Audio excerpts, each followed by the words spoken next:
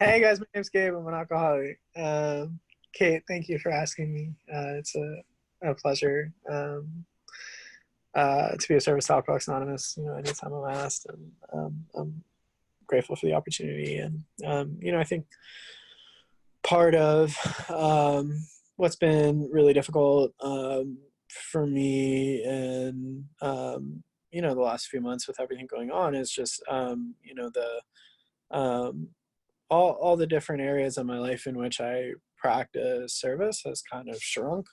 And like I'm not, getting coffee with new guys. I'm not, reading the book with people, in person. I'm not, um, seeing my friends in a meeting, right? Like all of the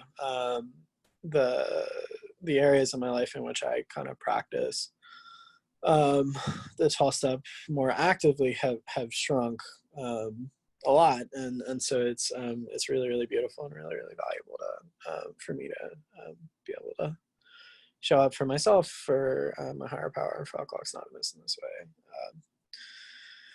And I have a sobriety date. It's May 27th, 2016. I have a sponsor. Um, I sponsor other guys, and yeah, I don't really remember my first drink. My dad drank a lot, and he would always give me a little taste of his scotch, and he likes all these fancy scotch shit, and so I would taste it, and it'd be like, oh, like it tastes like burnt rubber bands, ha ha ha ha. And, yeah, and but I remember the first time I got drunk. I was in seventh grade, and you guys probably can't see, but I'm relatively small. So this was me in seventh grade, so I was very small. And I heard from these two older girls that they did shots on the weekend, and that sounded fun. So I went home on a Thursday night, right after school, around 3 p.m., and took two shots of my dad's Knob Creek. And like I said, I was very, very small at the time, and so I fell asleep on the couch, and that was my Thursday afternoon. And that's kind of what my whole drinking was like. There's no, I don't have like a sexy story.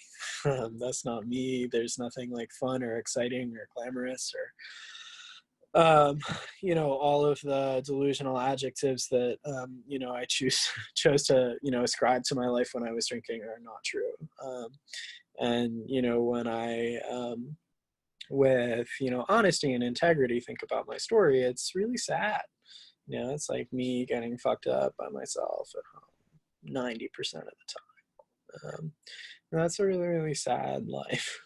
And I remember the first time I got high. I feel comfortable talking about it in an Alcoholics Anonymous meeting because it's discussed in our literature. And it was like the lights came on for the first time, and it was like,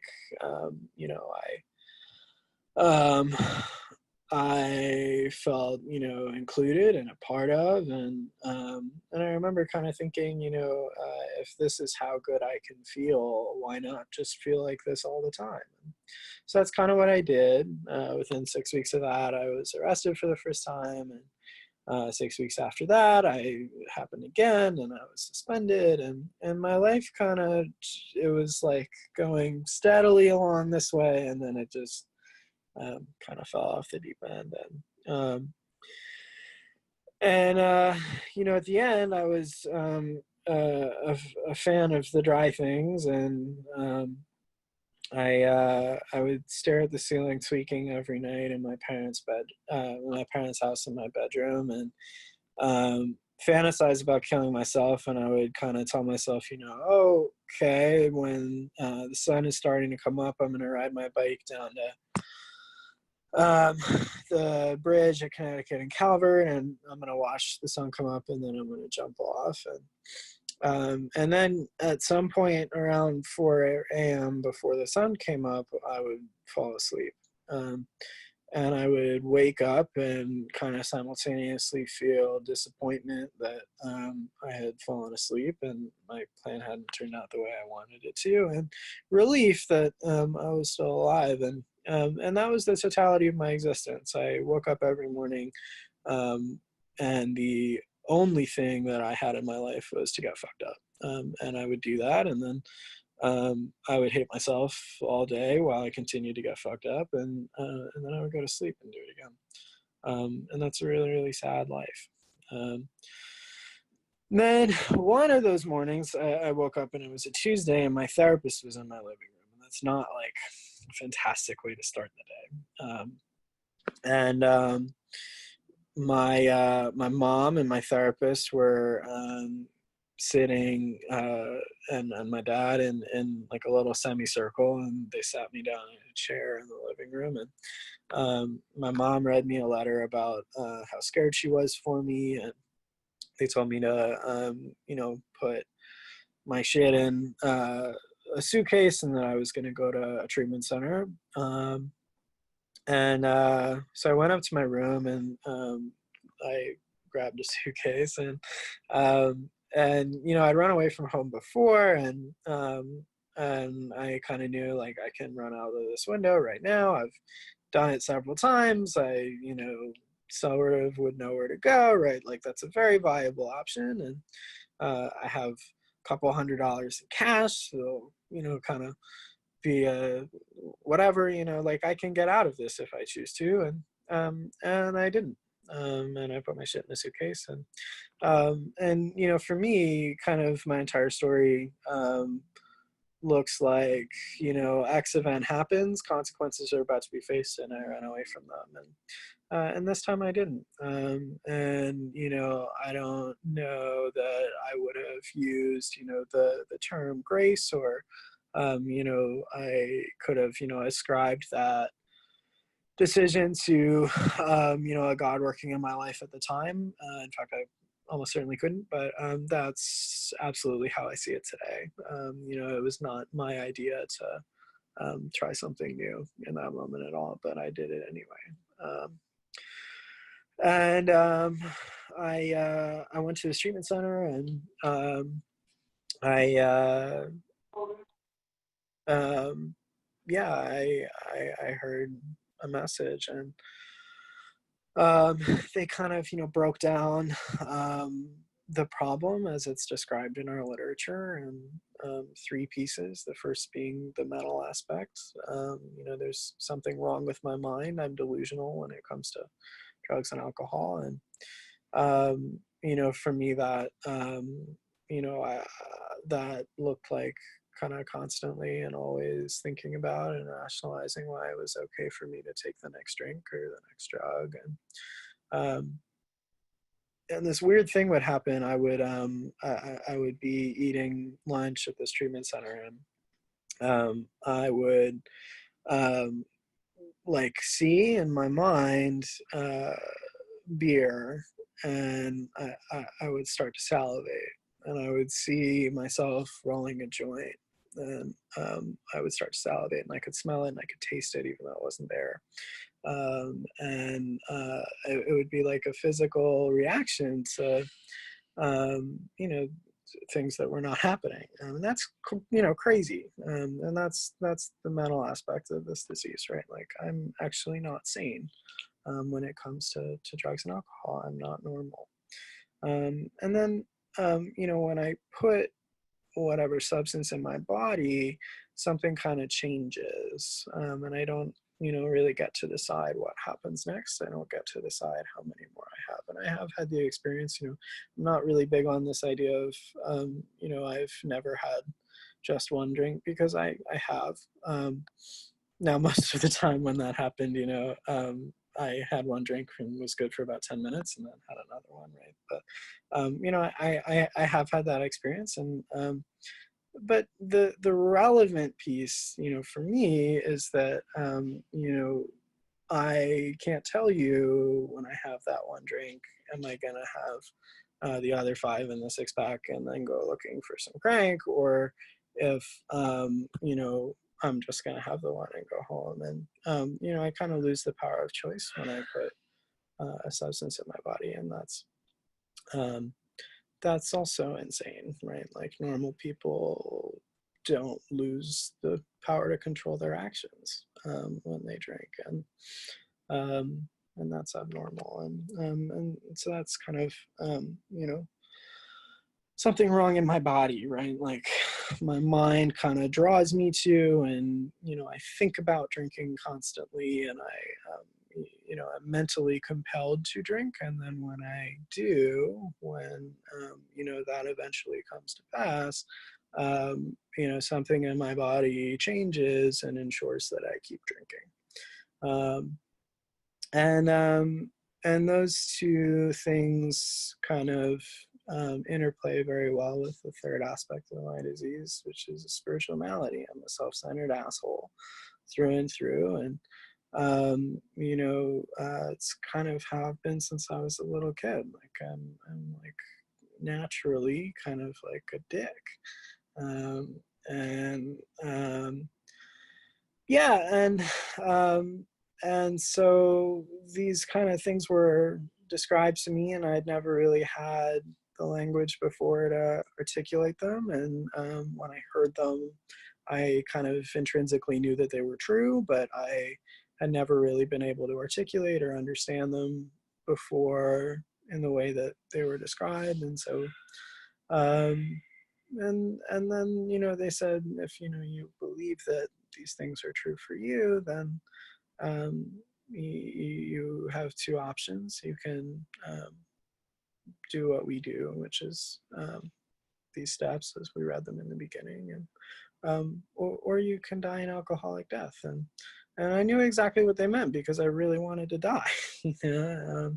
And the nice thing about a treatment center is that they don't really give you the option, right? So I started doing the things that they suggested. They would take us to meetings, and I kept hearing people who described their life as bad or worse than the life that I have been living, and they weren't living that way anymore. And when I got out of that treatment center, I started going to some meetings, and I remember being in what's now my home group for the first time, and it was about 150 sober guys, and all of them were talking about how terrible their lives had been, and none of them were living that way anymore, and I really wanted that. They seemed happy and useful and like members of society, and those were all foreign concepts to me, and they didn't really seem like they wanted to die, and I kind of wanted that, and so I started doing everything else that people talk about here that was suggested of me, right? And that started with making a decision to try the things that these guys were talking about.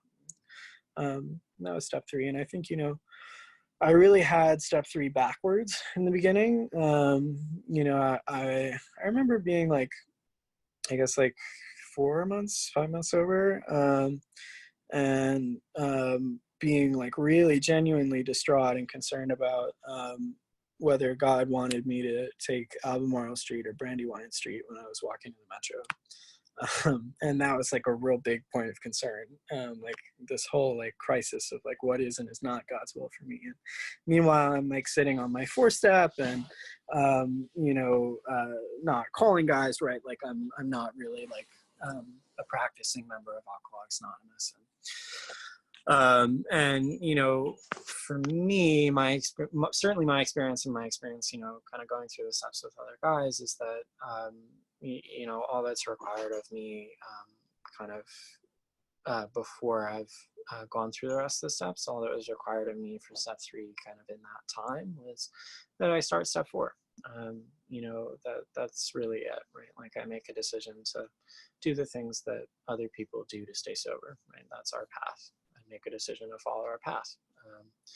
And what I've found is that, through going through steps 4 and 5, I get to feel loved, I get to feel understood, I get to feel kind of heard and accepted for the first time by another man. And I kind of get to experience unconditional love for the first time. And I kind of get to understand how God sees me, right?